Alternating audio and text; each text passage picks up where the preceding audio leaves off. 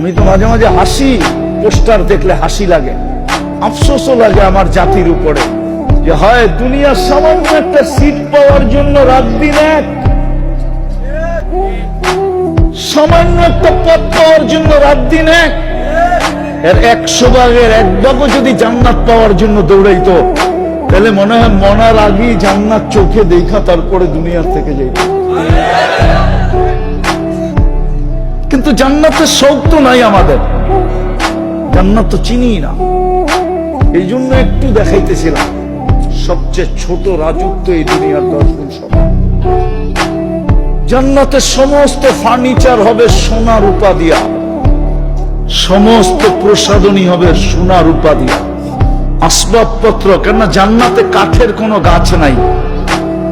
জান্নাতে 8 ধরনের গাছ থাকবে, 8 ধরনের, সোনা নাইলে রূপা, নাইলে জবরজুদ, নাইলে জমররুদ, নাইলে ইয়াকুত, নাইলে মারজান, নাইলে মুক্তা, নাইলে হীরা। এই 8 প্রকার জিনিসে ফল ধরবে জান্নাতে। সোনা লতায় ফুল ধরবে জান্নাতে। সমস্ত আসবাবপত্র স্বর্ণের হবে, রূপার হবে, মাথার কাটাটা পর্যন্ত স্বর্ণের হবে, চিরুনি পর্যন্ত সোনার হবে। যুবক, স্টিলের বেসলাইট করে বাপ দেখাও, ঠিক না? একটু পর পর লড়া দেয়, বন্ধু করে দেখায় বাপ, ঠিক না?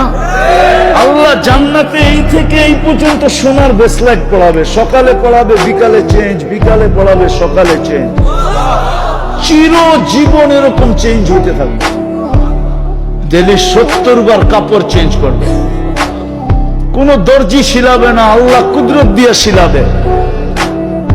ডিজাইন আল্লাহ কুদরত দিয়া করবে। এই সুতা দিয়া না, নূরের থেকে সুতা বানাবে, ওটার থেকে কাপড়, ওটার থেকে পোশাক। জান্নাতে ব্যবহৃত কাপড় রাখার কোন আলমারি নাই, 1 ডে ইউজ, 24 ঘন্টা ব্যবহার করবে, শেষ আবার নতুন পাঠাবে আল্লাহ 70 সেট।